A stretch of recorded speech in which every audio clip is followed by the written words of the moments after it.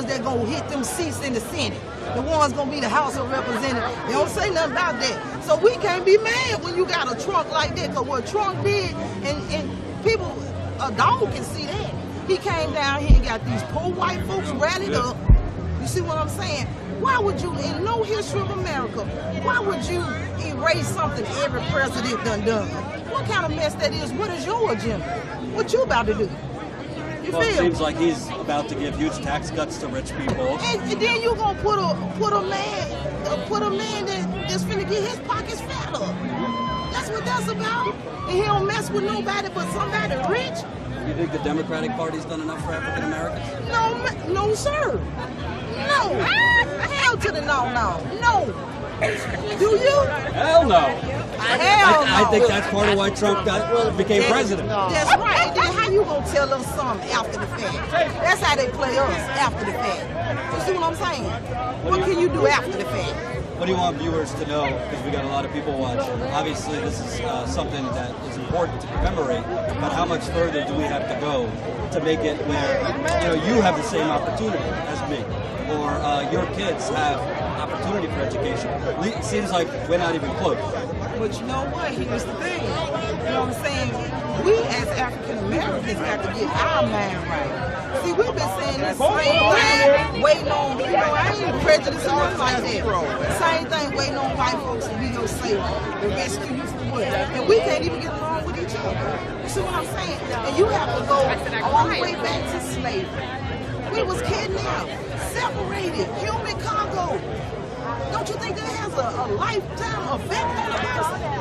You see what I'm saying? They don't even teach that in schools. How far we getting on who George Washington was? When I really need to know, you know what I'm saying? Even I need to know who Bob Marley was. That's who I truly need to know who that is, you feel me? It ain't even about all that until we get our shit together.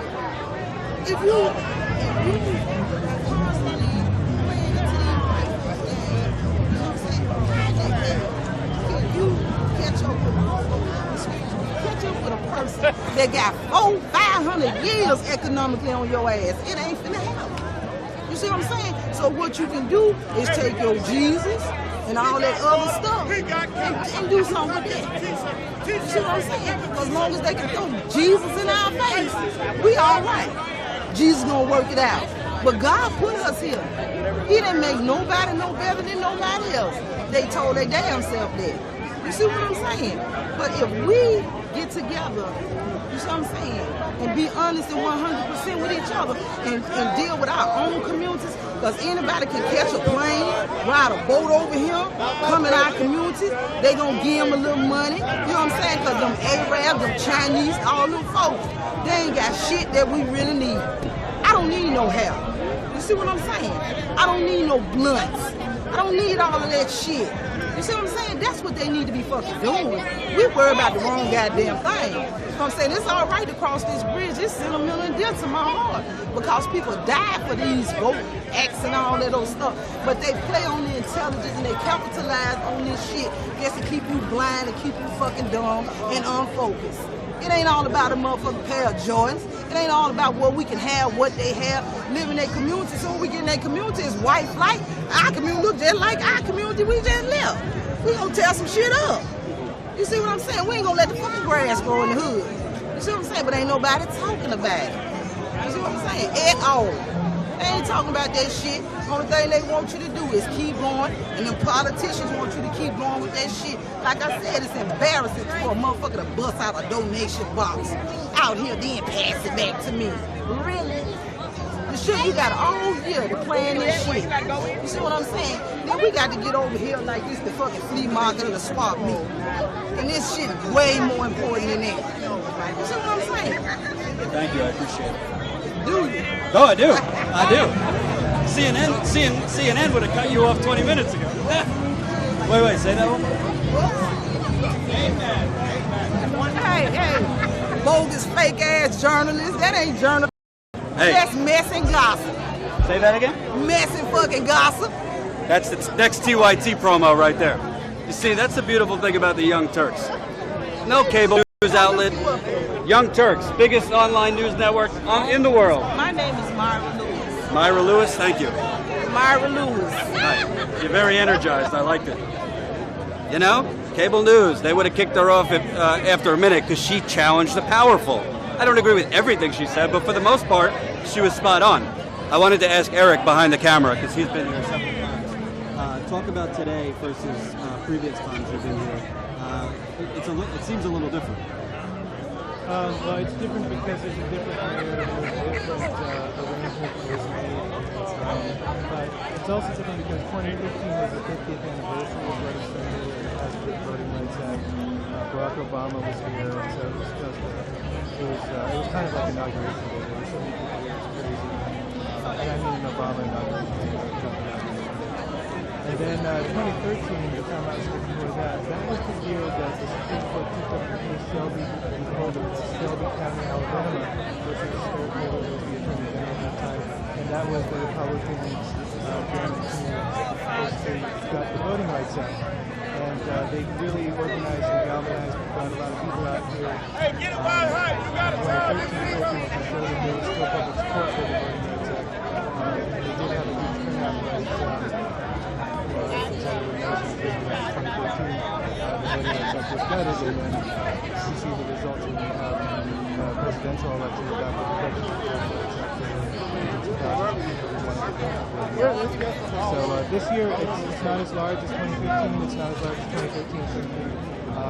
And there's also a lot of mix because the permitting and stuff is so much harder. So there are things that are on one side of the bridge this year that were on the other side of the bridge before. So there was some confusion even on our part about where to go. But we've been doing a lot of great interviews and we'll keep doing some more. What's encouraging to me, because you know I'm kind of an equal opportunity hater. I don't like the Republican Party. I think they're a bunch of extremists.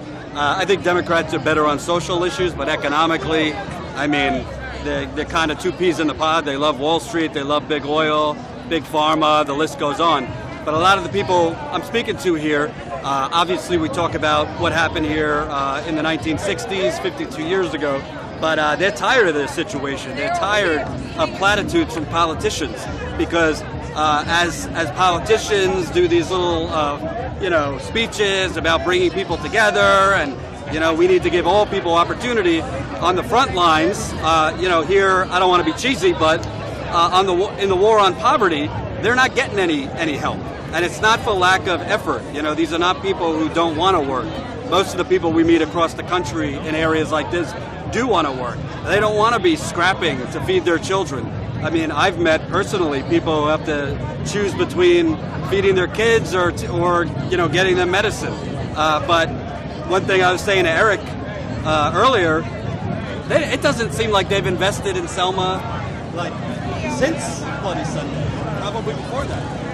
I've never been here before, but it doesn't look much different than it probably looked back then. Okay, this is a long story. Edmund was mayor. How you doing? I'm good. I've got plenty. Thank you so much. I'm good. Thank you. He stayed mayor until 2011. He stayed mayor by actually reaching out to them.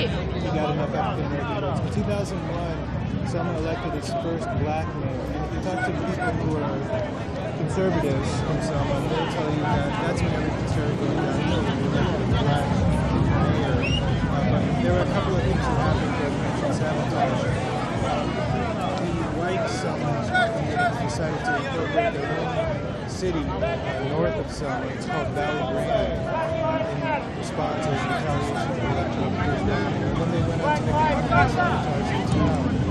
So it does look kind of like they're kind of, it doesn't look as good as it would have been in 1965. There are a lot of the structure that's still here from 1965, and it hasn't been a lot of activity development. Most of the dilapidation that you see, deterioration that you see is actually since 2001, when a lot of the money, the taxpayer money, the property value, property taxes were brought out of Selma and into Valley Grande, where they have their own separate school system, and they use the county sheriff's department for policing and stuff. civic leaders here, and they kind of created a separate community for the last 50 years. And the other interesting thing that happened in retaliation in response to the election of birthplace, so now that was the election of the monument for founders of Japan, making veterans wars. And you could read about it in the last part of this day. There was a huge controversy of putting the one public land, I think it was the courthouse, or the library. There was a public building that had which was also sold with but after a lot of battles, a lot of court battles, they moved that statue to a cemetery. If you guys are interested, we can show it to you. It's now in Confederate Circle, where Confederate soldiers are buried inside of a public cemetery, but they basically sold the circle to the sons and to the daughters of Confederates.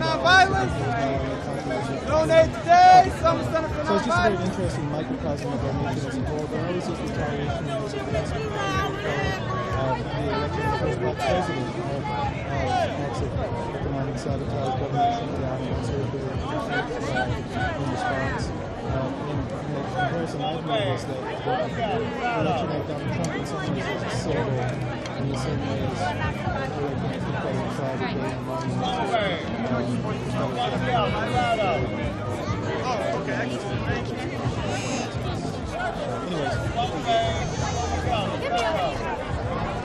Yeah, and I think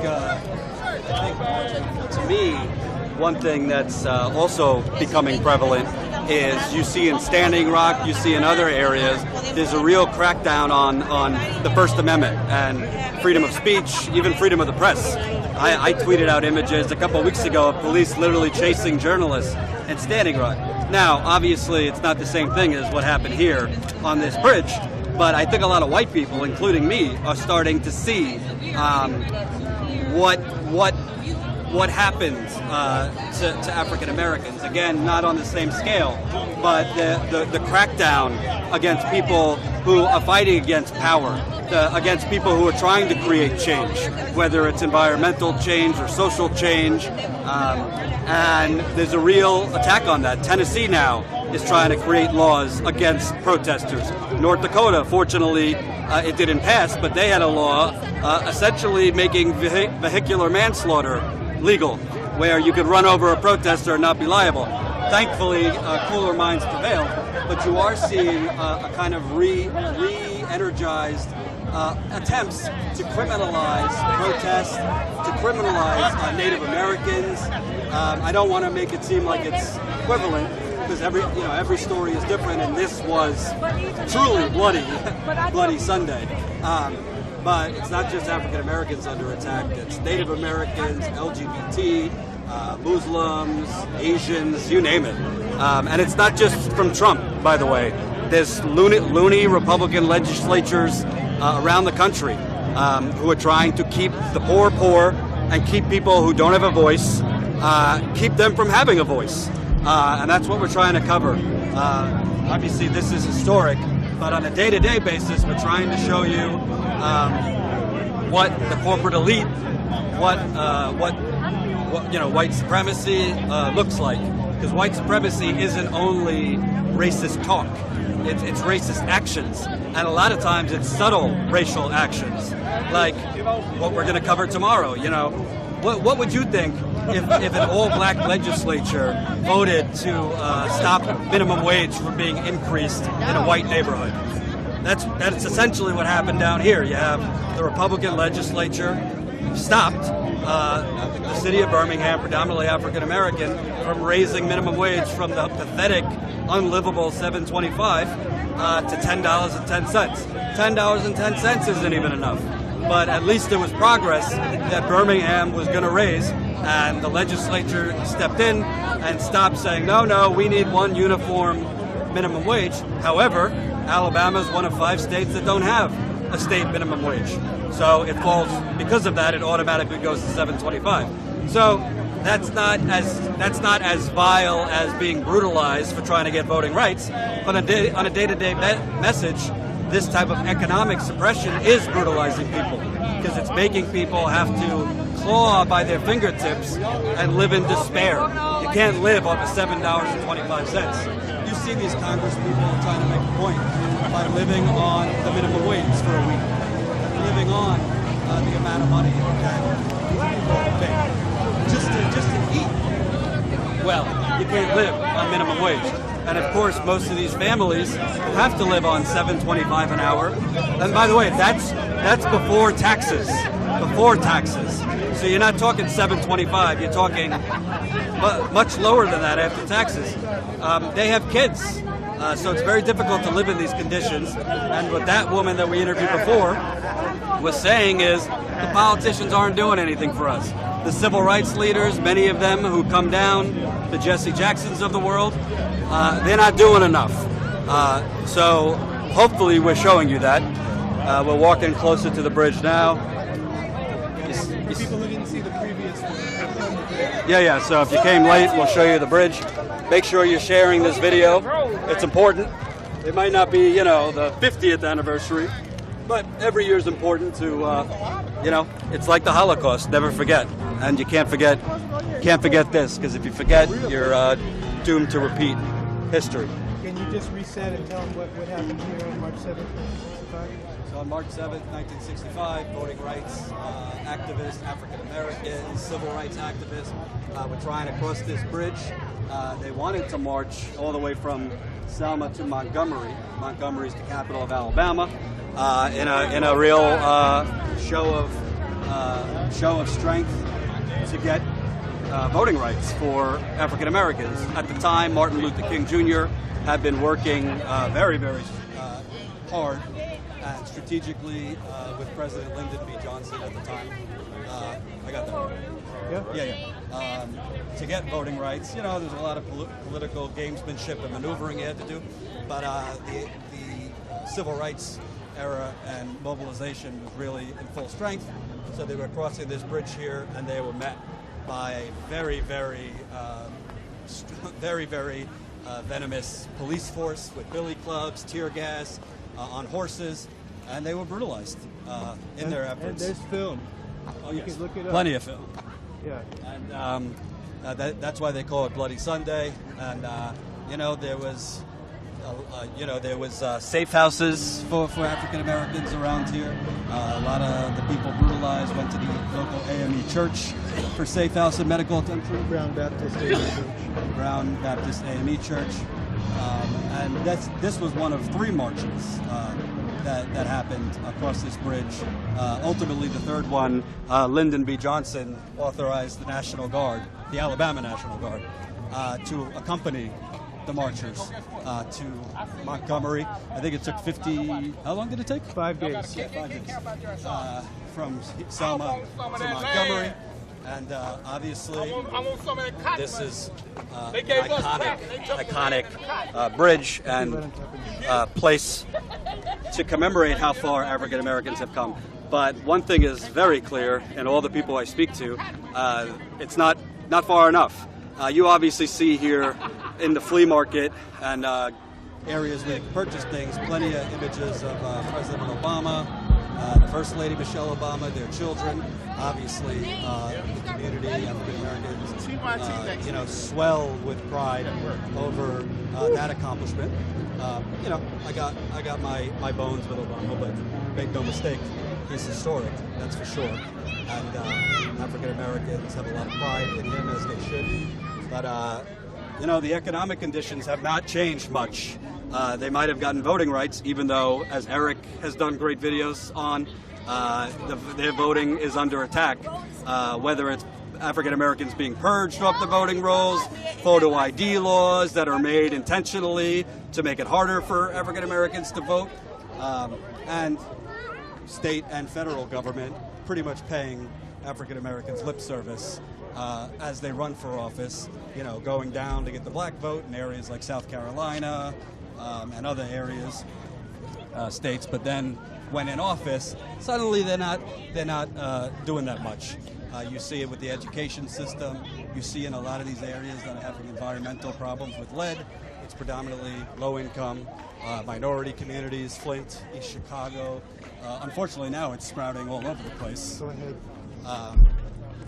So there's still a lot to do, but you know, it's kind of hard for me to describe because it's my first time here, but something about being on this bridge that a lot of what you've looked up in history, a lot of what people have told you, it doesn't really come to life until you cross this bridge.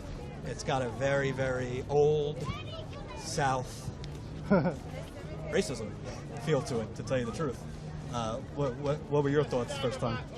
Well, I look at this as the real birthplace of America's democracy. Sorry. Yeah. Let's not forget, because I didn't know this, who Edmund Pettis was.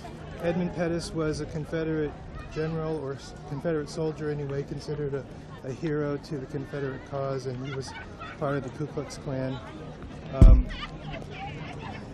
Just like any other government, the city of Selma named their streets after their heroes. But I was saying that, you know, I think of this place. Can you do that zoom in thing, Jordan? So they could get a better look at that. I think of this place as the real birthplace of the American democracy. I think our democracy is, you know, if you really think about it, our democracy is 52 years old. I mean, until the passage of the Voting Rights Act, we were basically South Africa, certainly in the South. But if you control the South, that's a long ways toward controlling the federal government. In the Electoral College, in the Senate, and then in the House. If you basically aren't allowed to have a non-racist party in the southern states, and there's no opposition, it means that you know, for all those years we had leaders who were, leaders in the committees. People who had the seniority were all from the South. That's why, if you ever saw like the cliche of a member of Congress, they always had a Southern accent, because the leaders in Congress were always, you know, grandsons of Confederate soldiers, you know, grandsons of terrorists. So anyways, I just want to say really quickly that, okay, we're here on the apex of the bridge right now. I misspoke earlier on another telecast when I said it's symmetrical. It really isn't. But this structure, the famous structure that everyone I think is familiar with, you see right here, that is Got an arm on it. toward the Selma side. So you're looking toward the Selma side. And over this way is where the Brown Chapel AME Church is. And what they did was they walked, it's behind this building, but they walked over to this bridge, and then they crossed on this sidewalk that you're seeing right here. They were walking toward us. And then you can see what a drop-off it is. They knew what was waiting for them on the other side, but a lot of them are still alive. And in fact, one of them yesterday in an interview, Annie Pearl Avery described to me what it was like when they got here, and they saw basically a military operation of sheriff's deputies and other people who had been deputized to brutalize them. And it is kind of eerie to see police sirens or police lights on the other side of the bridge. And I talked to some people yesterday who said they were getting flashbacks from some of this. And one last thing about this bridge. Right about here at the apex is where the first time when they tried to cross and there was no violence because they turned back, this is where they stopped to pray. So that's hollowed ground right there. Martin Luther King was leading them on that day. And it was Martin Luther King, after praying, who decided to turn back. And so they returned to the church. And then on another day when Martin Luther King was not here, he was in Atlanta, that was Bloody Sunday. And then that was seen all over the country. There was widespread outrage. And then when they tried the third time, they had a court order as well as support for the National Guard. And they were able to not only cross the bridge, but they made it all the way to Montgomery, Alabama, State Capitol, which is 50 miles.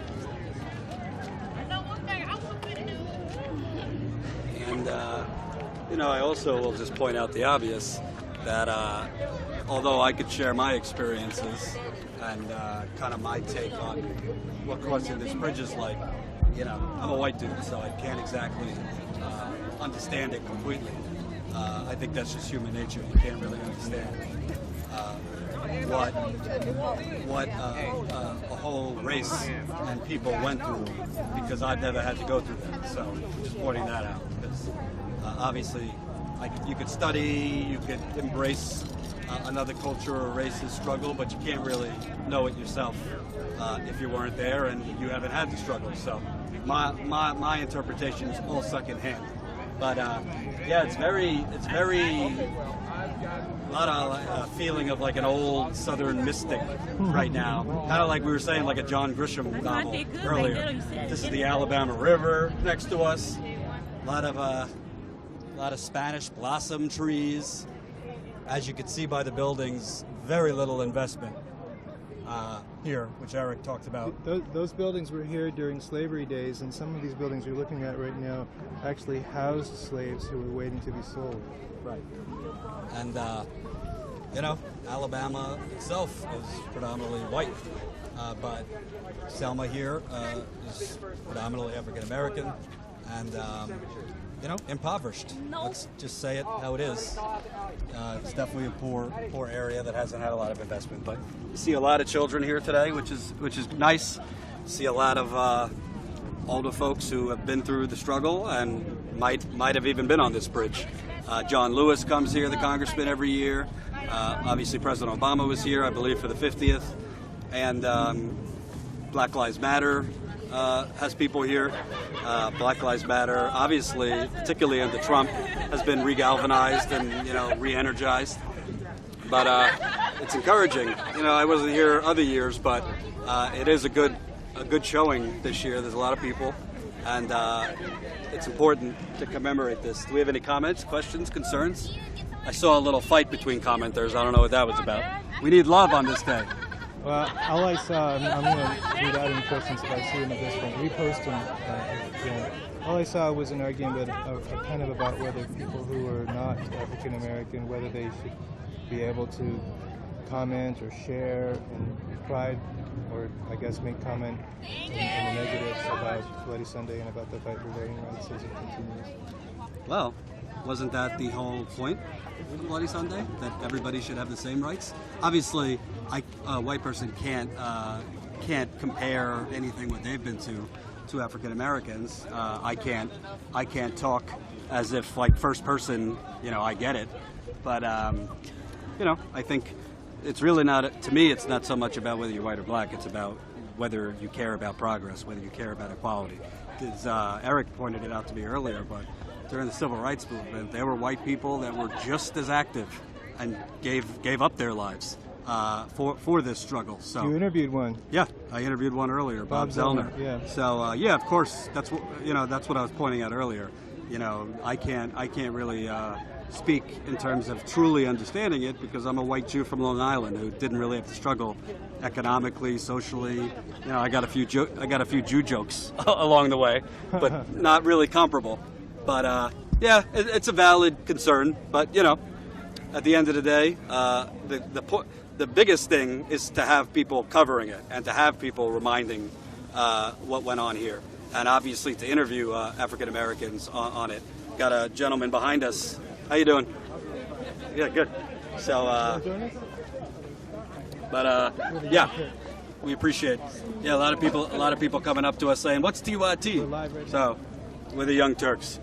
All right, so we got that food fight between fans. Anything else? You know, I just want to say that if you're a Caucasian person or a not African American person, you wonder if the civil rights movement belongs to you. I mean, we interviewed Bob Zellner before, and one thing he shared with me is that if you were a white person joining the civil rights movement, you were actually losing and risking more in some ways because Bob Zellner, you know, his father was in the Ku Klux Klan, his father left the Ku Klux Klan, and his four brothers never spoke to him again. He lost his family by leaving the Ku Klux Klan, and then he raised Bob to be a freedom fighter. And you know, Bob, people tried to kill Bob several times. You know, he was nearly in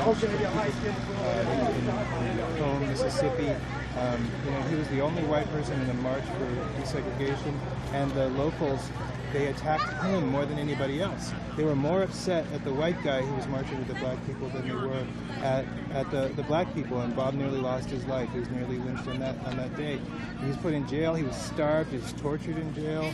And just one last point, the Freedom Rides, which was the first effort of SNCC, Student Nonviolent Coordinating Committee, those were bus rides breaking the rule that white people and black people couldn't be on a bus together. If the white people hadn't stood up and joined that bus, it wouldn't have been a Civil Rights Act. It wouldn't have been a Civil Disobedience Act. White people were crucial to the Civil Rights Movement, and the fact that we, for whatever reason, have forgotten that or we aren't being taught that, I think that's holding us back right now. Because to make progress, we need to start building coalitions where we don't just focus on one issue that's the most important to us. We have to realize that if we are going to make progress on any of our issues, we have to join together and find common cause with people who are different from us. So let's forget about whether a white person can really own the civil rights movement or learn about it or care about it or comment on it. I think the answer is yes, but who cares? You know? Well, also to button it up, and I'm not trying to be a Bernie bro here, but I think it's important. You know, Bernie Sanders was kind of smeared during the campaign, like what has he done for African Americans and all this, and obviously the Clintons had a long history with African Americans, but you know, Bernie Sanders in college, he was a white dude that got arrested for at a civil rights rally or event. So you know, obviously white people. We're not saying white people did just as much as African Americans, but there were a lot of white people who gave up their lives, but at great risk to themselves because of just what was right, and they had the foresight. So to me, it's not about I can't stand here in any place, whether it's the Edmund Pettis Bridge or in Flint or anywhere else, and fake that like I get it or I understand. The only thing I could do is spotlight the struggle and the injustice. So that's what I try to do. Hey, let's walk back to the Martyrs' Wall. We can show them. So just give them a preview of what we're going towards. Yeah, so we're walking back. There's a little, I'd say like a little small monument park next to the bridge that has some statues and monuments of civil rights leaders, some murals of fallen civil rights leaders, including white people. Going back to the discussion we just had, Martin Luther King's on that mural, in addition to some other folks, young people who got killed. There's 3 white people and 2 black people on that wall. Yeah, 2 white people. 3 white people. Oh, excuse me, 3 white people and 2 black people on that wall. So again, I think the issue is let's focus on what happened here, not who should be not who should be able to talk about it. But yeah, you still hear people singing, still people walking up and down. People are buying, you know, drinks and food to the side. This is a whole weekend thing here every year. They call it the Jubilee. And people waving at us. There you go. And kissing. We got kisses. People with it. Hey, how are you? National TV, baby. Talk to me real quick. You're on live with the Young Turks. What do you know what the Young Turks is? Sir. All right, we'll educate. We're the biggest show on the internet. We're very big on YouTube. You heard of YouTube? Yes, sir. I'm big on YouTube right now. Yeah. I'm on So YouTube. we're on Facebook right now. No, you're on both. Tell me. I'm assuming you guys have been here before. What's today mean to you? I'm from Memphis. Oh, you're from Memphis. You don't know. Anybody from here? Florida. All right. I'm from Connecticut. All right. You're from all over. What's crossing this bridge mean to you? Anybody? Congratulations, you played yourself. Oh, it showed me my history. Your history? Yes, sir. And you look at the current president, some of the rhetoric that's gone on during the campaign. You think it's important to kind of remind people of what you've been through? Yes, sir. Yes, sir. Oh, definitely. And why'd you guys come down here from all over the country? Oh, we go to school here. Oh, you go to school here? 1, 2. We in college. 3, 4, What school? Concordia. College, Alabama. All right. How do you like Alabama compared to where you came from? I like where I came from. Yeah. Yeah. Let me get a lady in here. You look friendly. You see a lot of young people, a lot of older people here, and obviously, your girlfriend commemorating Bloody Sunday. Do you think do you think when you hear the politicians talking about, oh, we're all stronger together, all this stuff, you think they're actually legitimately focused on helping African Americans? Don't be shy. I don't really know nothing about politicians. That's okay.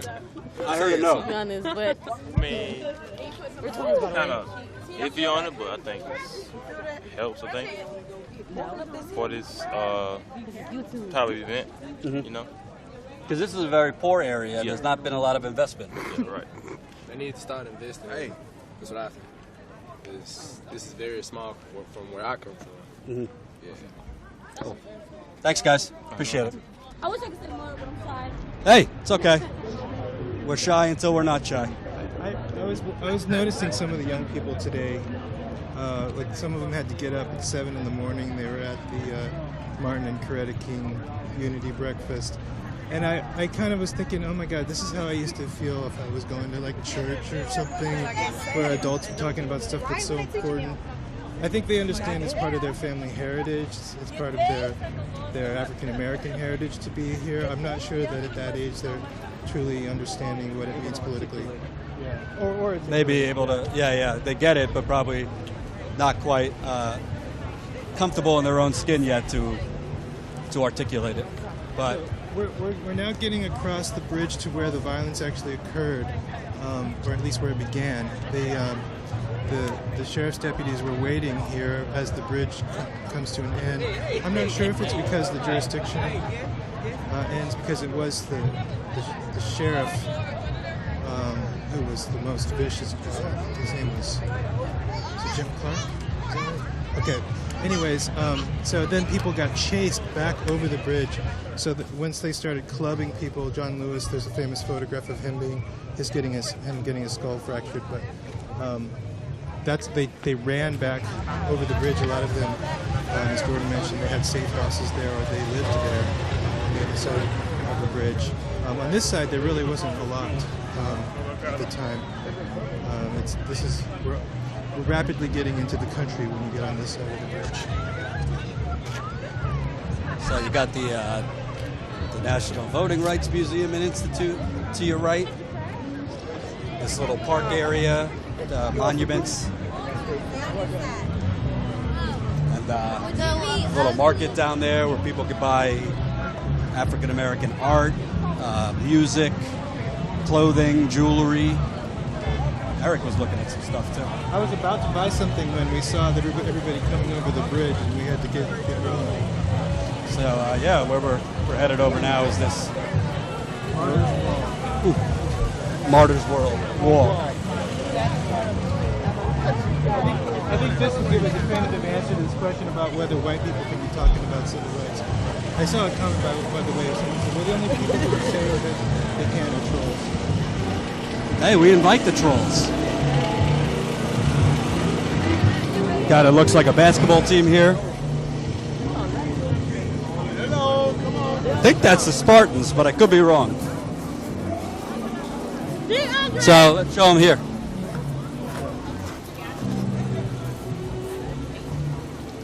So there's I guess a proverb from Joshua. Not the most religious, so I don't know who that is, but when your children shall ask you in time to come, saying, quote, what mean these 12 stones? Then you shall tell them how you made it over. Joshua 4:21-22. Hello, ma'am. Oh my gosh! Annie there you are. There, she was arrested on Bloody Sunday. Oh, how you doing, Eddie Pearl? Okay. Talk to me. Tell me about you on Bloody Sunday. Well, I'm a civil rights veteran. I got involved in SNCC in 1961. When I got here, back in Alabama, I'm from Birmingham, Alabama. When I got back to Alabama, I was project director in Hale County, Alabama, for SNCC. And SNCC is the student nonviolent coordinating committee. And everybody came into Selma to support the march, but I had just gotten out of jail in Mississippi. When I came here in Natchez, Mississippi, I had just gotten out of jail in Natchez, Mississippi before I came here. The civil rights protest? Always. I have a clean record. The courts dismissed everything, all that stuff I did. I don't even know how many times I went, but I'm saying it's dismissed. My record is clean as a baby's bottom. I trust you. Well, I didn't know it for sure, but I'm saying it is. Yeah. Can you ask her to show us the Martyrs Wall? Explain who the people are. Yeah, we're trying to show the audience the Martyrs Wall here and who those men were. Could you come with us? Okay, yeah. Yeah. Yeah. There's a woman too. Oh, woman too. Yeah. Yeah. Yeah, another thing is I remember Sovereign Commission. See, we had all our things that were working against us. Now, the Mississippi Sovereign Commission was not the only one sovereign commission. There was one in Alabama, all the southern states. And what they were doing is, you know, we had white informers and black informers. Oh, wow. The white informers were informing for free, and the black informers were getting paid. Wow.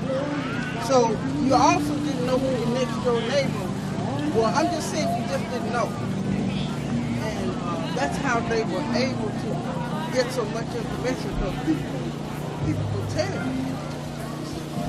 And actually, they didn't go into the Alabama Sovereign Commission. They did finally make them open the records for Mississippi, and that's how they were able to arrest a lot of the folk like Beckwith and all of these people. You see, James Easter was head man in this thing, and he was a United States Senator and head of the Judiciary Committee. And a killer. In the United States now. Right. And you can imagine him participating in murder of black people. So the thing about this is, Get a little closer. you get people elected, you got to know for sure that what you're getting elected and how they going to deal with the people and what they're going to do as a representative. Like then, if we had James Eastland, we also had others who were part of the elected, and they were killing people, but there was no consequences for these folks. See, black people weren't voting, so they didn't care. You know, they ain't got nobody to answer to. You guys weren't human to them, so what did it matter? I'm saying you only so much of a human. And then, on the other hand, one state, what they did is the court said something. They said something about closing it until a certain year, but then by then everybody would be dead. But the federal courts finally made them open the one in Mississippi, and they were able to arrest some people. But now nobody's challenged the one in Alabama and Georgia. And I think those things need to be challenged, because some of these people might be still alive, or either their families might be perpetrated. Right. See? Annie Pearl, tell us about your arrest on Bloody Sunday. Well, what happened is I had come with the medical committee to show them where, because they were asking me, Dr. Wells' wife, who helped us out in Mississippi, I talked to her about a week before that, and she said, do we need to come down? I said, yeah, come on down. We need some help. And she didn't know nobody but me. You don't really know nobody but me. So she said, show me how to get up to where I need to be. I said, okay, and I'll go and ride in the van with y'all, and then I'll jump out and get in the march. And that's what I did. I jumped out and got in the march. But as I did that, I'm coming in this direction towards the bridge, and there were police all along, and I started moving real fast when I heard it sounded like a gunshot. But it was tear gas. I was trying to get closer so I could see what was going on. And police officer grabbed me and said, you can't go no further. I said, I can go wherever I want to go. So at this point, he and I started having this physical disagreement about where he wanted me to be and where I wanted to go. And he recruited a couple of his other buddies, and they came around. I'm saying they punched me and did a few things to me and took me on off to jail. And that's how I ended up getting arrested. Kudos to you that you needed more than one police officer. You had a lot of fight in you. Yeah, but somebody saw me get arrested, and when everything kind of died down, everybody was looking for me. So where is she? You know. So the person who saw me get arrested, and the Pearl's in jail, so they arrested her. And actually, at the time all this was going on, you know, it's in the records, the SNCC records. I didn't know it was until somebody told me. I knew what I was doing pretty much, but I didn't know it was written proof that at the time what they were doing is somebody was recording everything, typing everything that was happening by the minutes. From the time the march left the church to the time everything broke out over here. There was somebody just about the time I got arrested, somebody, you know, when they reported it, it was typed into the minutes. Just about what time I was arrested. Now, it seemed like I was the only one arrested up there, because I didn't see nobody. Wasn't nobody in there on that floor with me. There were no other women on that floor that night, that day or that night. And it was about 12 o'clock when they finally let me go. But what happened to you? What happened to you? What happened to you in jail? What well, they had already beaten. They had already taken. I had contusions and abrasions, and Attorney Peter Hall, who became Judge Hall later on, came here from Birmingham because he was the legal defense at that time. The closest legal defense he came, and I didn't know it for years that Peter had bonded me out of his own pocket. But he did that rather than to come all the way back down here just to get one person. And he's back in Birmingham by the time I got released. But they had been, he had been got me bonded out, but they didn't release me until about 12 midnight. And you need to see where the SNCC office is. The SNCC office was across the street from the jail, you see. But nothing was moving around over there. I'm out there by myself. That's how, that's when Mr. Reese, Reverend Reese, people like me got killed and stuff like that.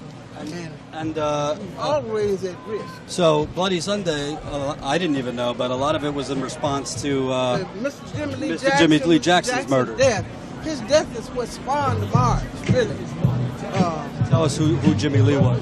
Jimmie Lee Jackson was a young man who was working up in Marion, Alabama. He was from Marion, Alabama. That got killed by a state patrolman when he was trying to get them not to beat his grandfather, which was an old man. He was about 80-some years old. He said, "Don't beat my grandfather. He's an old man."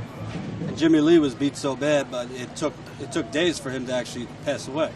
Correct? No, he was shot. He was gunned down by shot point blank by a police state patrol, and they just took this man to court, I think, in 2007, and he finally was convicted, I think, in 2011, and I think he was only sentenced to 6 months for killing the young lady. And, you know, when we think about it, a lot of this stuff has happened all over the country. Mr. Herbert Lee, who was murdered in Mississippi, they haven't ever prosecuted his murder. They knew who he was. And see, the thing is, when Beck was killed, Medgar, they bragged about this stuff. See, we didn't know who did the killing. We knew that it was Klan involved, a white supremacist, but we didn't know specifically who. They bragged about it. That's how bold and how confident they were that they were not going to be prosecuted. Okay? Can we talk about the others? Yeah, so we got Reverend James Reeb, and actually some in front of a restaurant. I was telling our viewers, because some of the viewers were saying, you know, white people shouldn't talk about Bloody Sunday because, you know, obviously they don't understand. But we were telling them a lot of white people were killed also. Well, you know, there were white people killed, but the thing is, in order to really connect to that, you would have to really be to some of the stuff. You have to be black. I have a friend of mine who I met in 1962, and sometimes when I talk to her, she don't get it all the time up pretty quick, but she'll say, "Anna Burrow, why did you say that?" I said, "But you're not black.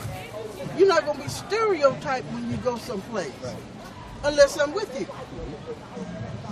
I said, "You know who your great-grandfather is. I don't know who my great-grandfather is. My name is Annie Pearl, but what would my name be if my people had been able to practice their culture and their language and had not lost their connection to Africa? All other ethnic groups are connected to their origin except African Americans. And it's to the point now where we don't want to know. We think that getting further away from this is going to make it better. It's not going to make it better. It's not going to change anything. And people don't realize the history. You got to read the history. You got to read the history of slavery, ancient Africa, and also read the history of white America to understand what happened. Because the papers and stuff, having papers and ID, they were doing that during Reconstruction. You had to have ID papers. But think about it. And what we did is we messed around and let President Bush implement a lot of stuff. When 9/11 happened, he made a statement.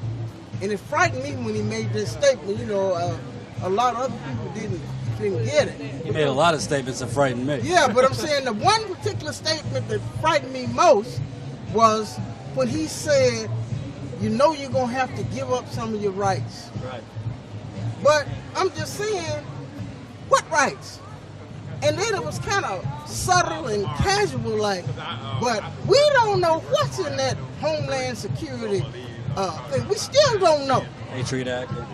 Oh, listen, the ID law was in that. Only thing they did, they switched it from Homeland Security right into voting rights. It was already being implemented. You had to have ID. You know, they started pressing this thing about ID. Okay? All of a sudden, when I go to get my driver's license, I got to have a birth certificate and a marriage license.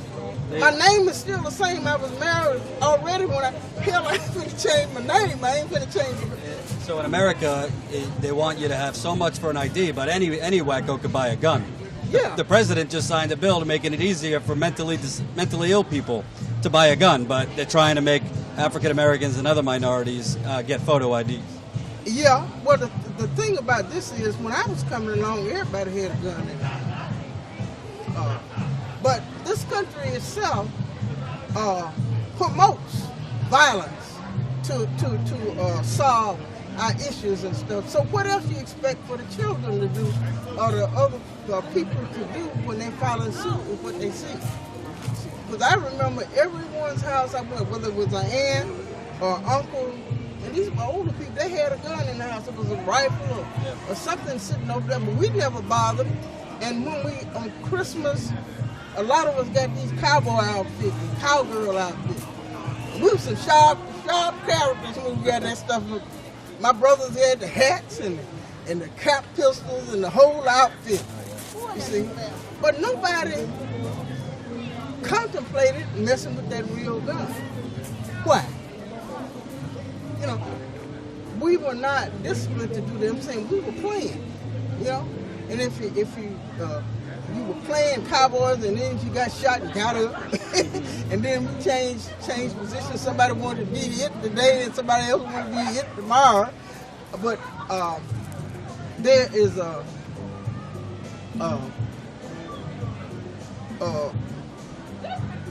behavior behind this.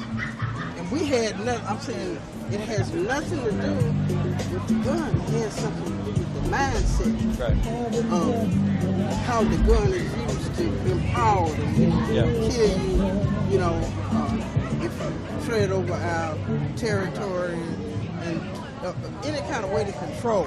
And that's how we're getting so much. So, could you tell us who Reverend James Reeb was? And he was a minister who was here, came in to support support this thing from I forgot what church he was with, but I know that he was one of our supporters, and he was murdered outside of a restaurant right there on I think it was Washington Street. Mm-hmm.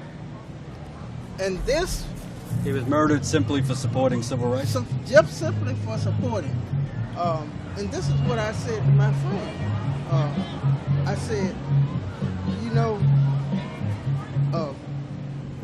my name is Annie Pearl. But what would my name be? It certainly wouldn't be Annie Pearl. And the thing about this is she gets it later, you know, after a while, you know, a couple of weeks later she said, okay, Annie Pearl, I get but the thing about this, there were a few decent white people. We had Mr. Ann and Carl Brayton. They came out of Kentucky.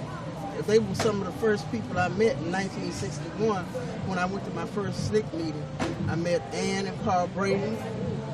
I met Bob Zellner. I don't know if you know about Bob. Yeah, I interviewed him earlier. Yeah, he was a rabble rouser too. Yeah, we were buddies. I'm saying we get together, you know. Yeah. And we had Penny Patch, Bill Hanson.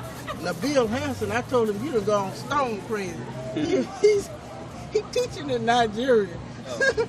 And when we had the 50th anniversary in Raleigh, I didn't know who he was because it had been 40-some years since I saw him. And I was looking for him. I said, where's Bill Hanson? And they said, there he is right there. And he had on this African getup. I said, boy, you going crazy. He said, I'm teaching there. And who was Viola? Viola Liuzzo. I was doing pretty much the same thing Miss Liuzzo was doing that night. The only thing is I never got a mixed group. That was the only thing that saved me. I probably somehow or another might have even come close to passing by this thing as it was, you know, as it was playing out. The other guy that was with me was named Sinclair Jetty. Now, I had just got my driver's license, and he was the one that taught me how to drive. So he and I did some of the transportation because we had a station wagon. So whoever had vehicles had to use their vehicles to support and help get people back to where they live and stuff like this. And after it happened, we saw the state investigators on the side of the road. And he said, I spotted them. I said, Sinclair, something funny. I said, state investigators over there. He said, maybe I said, they don't come out for just a regular accident. But we found out about 3 o'clock in the morning when things kind of settled down that Miss Liuzzo was killed. And what had happened is when they saw this black guy with her, see, during that time, if black and white people were seen together, they were considered, assumed to be part of the civil rights movement. See, and that's how they were able to target her. But I knew something was going to happen. That's the benefit of being involved in this stuff for years. And I knew something was going to happen after the thing was. It wasn't going to happen while it was going on, because we had protection from the National Guard. But as soon as our protection left, and that was the third march. Yeah, the last march. That's when the last march. When we got to Montgomery, it was all over. Then they started looking for targets, and she was an obvious target because she had a black person with her. And she didn't know her way around, so she had to have somebody. I didn't really know my way around either, but I had Sinclair with me, and the people who we were taking, wherever we took them, they had, you know, we could take them home and get out of there. But it was 3 or 4 o'clock in the morning when we found out that she had been murdered. We were in the Freedom House getting ready to settle down and get some rest, and one of the fellas that worked for SNCC, he was a photographer. His name was Willie Squire, and I didn't see him before he died. Also, we didn't get his photos. He had a lot of photos, and we don't know what happened to all that stuff. Because by the time we decided that this stuff was important, he was dead. Right. We don't. I'm saying we don't even know who his family. No one family member died. The guy who works over here in the museum as cleanup man. He knew him. He knew his brother, whoever, but he's dead now. So we don't know what happened to the stuff that he had acquired into a lot of stuff he brought in. Because he had a nice camera like that one, and he was taking all kind of pictures. And actually, some of the pictures is what helped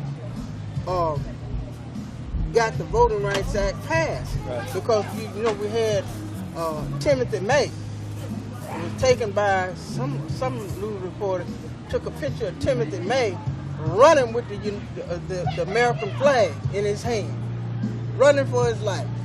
And that picture went all over the world, okay? And that was a bad picture for this country. You know, a guy running for his life. With the flag, yeah. With the United States flag. We gave it to Timothy because Timothy was real tall, and we wanted the flag to be seen. We didn't know that they were going to try to kill him. But their intention was to terrorize us, not to arrest us. Because every time they wanted to arrest us, they just said, everybody's under arrest. If you don't do this, you're under arrest. But they didn't tell us we were under arrest. They wanted us to go back to the church or else. And the intention was to terrorize us. What about Jonathan Daniels? He looks like he was only 24 years old. Well, 26. Jonathan Daniels, Mr. Ruby Sales is a friend of mine. That was he stepped in and took two bullets for her. It saved her life. Matter of fact, I just talked to her last week. Yeah, I be talking to all these folks. So that man took a bullet for her. Yeah, he took the bullets. Some bullets. One bullet. They killed him. Just apparently. He took the bullets for her. He saved her life. So when you look at, Martin Luther King's message was as much economic as it was for voting rights. He talked about the economic injustice and the suppression happening. A lot of these communities, it's still a lot of economic suppression going on. When he started the Poor People's March, that's when I think he really hit on something with the Poor People's March and the workers and stuff like this, which in a way probably led to him getting killed. Because before that, I do know this personally, that they had people guard time. Matter of fact, the night before the march here, there was a call that came. It said something so he left. And Jose Williams and Andrew Young flipped the coin. I'm looking at where they flipped the coin. I think it was the court. They flipped the court. And Jose Williams got the KLE to represent SCLC. We already had John Lewis and Bob Mann, but they even checked planes and stuff that Dr. King was getting on, and this situation in Memphis. All they had to do was just let somebody kill them. They knew, that's the reason I said they knew they had a lot of information about things happening. Even the past president, Mr. Obama, they said that his life had been threatened 400% more times than any president, which means that they know something that we don't know. They're not advertising every time, and they're probably not even telling him either. He don't know that either. But it's, it was obvious some friends of mine that work up there told me they didn't have it. So to the viewers watching, what do you think people should know now that I think this election that just passed, a lot of those old racial animus and racial instincts were tapped into by President Trump. I think he brought out a lot of people who behind closed doors might have talked a certain way, thought a certain way, but now have made it okay to be racist. What do you think? I think that these things have been going on all the time. Sometimes it was subtle, sometimes it was overt. But one of the things that I say about us as African Americans, we got to get organized ourselves to stop this kind of stuff. The only way you got to organize yourself before you take on stuff. A lot of times we take on things for other people and we don't get the benefits of it. Part of that is our fault. We don't have certain facilities that we should have that are operated by African Americans, which used to be. So we kind of really dropped the ball in a way once we got comfortable and were able to go to the Holiday Inn opposed to using the bathroom on the side of the road and stuff like that. Yeah, I'm saying we started doing this and we forgot about the A.G. Gaston motel here that been there all the time. It was a plush motel, but I'm saying if we don't do anything to keep it up, naturally it's going to go down. You think, you see these cities around the country, Flint, cities in East Chicago, with environmental problems or crime problems or, crumbling infrastructure. It's mostly minority communities, Right. low-income communities, Yeah. and the politicians, they throw nice little slogans to try to get elected, and they say they're going to do things for African Americans, But in and a then way, they don't. that's our fault because in a way it is our fault because we're not following up, and we're not not necessarily voting for people for the right reason. We want to be accepted more than respected. See, something. You're talking about one election in particular? Any of them. I'm talking about all of them. We need to decide what is good for our community. See? Because we're still getting killed. Okay? And there haven't been, I'm saying, when they did the Women's March after the election, after the inaugural, there were a lot of people, but how many people rose up when people were getting shot in the back, unarmed? How many people rose up when those 9 people got killed in the church? I think you've seen support for those things, but it I'm dies just saying, off. but- It dies off. Not only does it die off, it doesn't really deal with the real issues. Because see, if I'd been in that church, I would have noticed something real quick because of my instinct. I've been doing stuff for years, and I can spot something. Your instinct will guide you sometimes. You see. Because I work in the museum there. There'll be people coming there. I know when things ain't too kosher. A guy come in and said, well, I'm tired of people living off the government. What are you talking about? I thought he was talking about black people living off of welfare. I said I knew it was off, but Those people don't seem to have a problem with, big corporations living off the government, getting huge tax breaks, subsidies. It's always black people and poor having people. wars and stuff like that, and having the Halliburtons come in and redo it and get paid millions of dollars to repair the damage that the boys done. Now he finally, when he got to a certain point, he said, well, I eat in a restaurant all the time. From Montgomery, he said, I eat in a restaurant all the time, and these people come in uniform, working for the government. Now that's when I figured out when he talked about people who work for the government and got government jobs. He said, I'm tired of it. And people shouldn't get free health care. And then he went on to say to me, I know you're not going to like what I say, but y'all got your president. Oh. Well, that topped it off. I'm just saying, I knew it was good. I couldn't, but I had to be professional because I'm working in the museum, But what happened is, he also said that people shouldn't get free health care. And I did make a comment. People ain't getting free health care. Everybody's paying for this stuff. One way or the other, everybody's paying for this. it's those types of people. They only seem to see what either African Americans or poor people get, not wealthy people, not companies. He don't want African Americans to have these government jobs. And another thing is, we don't take, see, we don't go after something. We go after the way of saying, well, maybe they won't do this. I think they're asking for what you want. You might not get it, but I believe in asking or demanding what you want. So not just taking what you can get, but asking for what you want. What you want, and demanding what you want.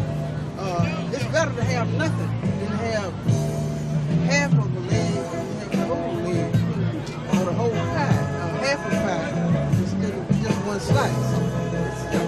That's and only we can control that. And there's a lot of individualism in the African American community that's got us in this situation. But it's all part of being in this country so long until we've lost contact with Africa, any type of unity. All other ethnic groups have some unity. And I'm tired of waiting on the next president every 4 years to see if we can get one of these chicken legs or bone thrown at us. I'm saying still people who think that they have good intentions, but it's not enough. You know, it's really not enough. It don't solve the problem. It just put a Band-Aid on some stuff.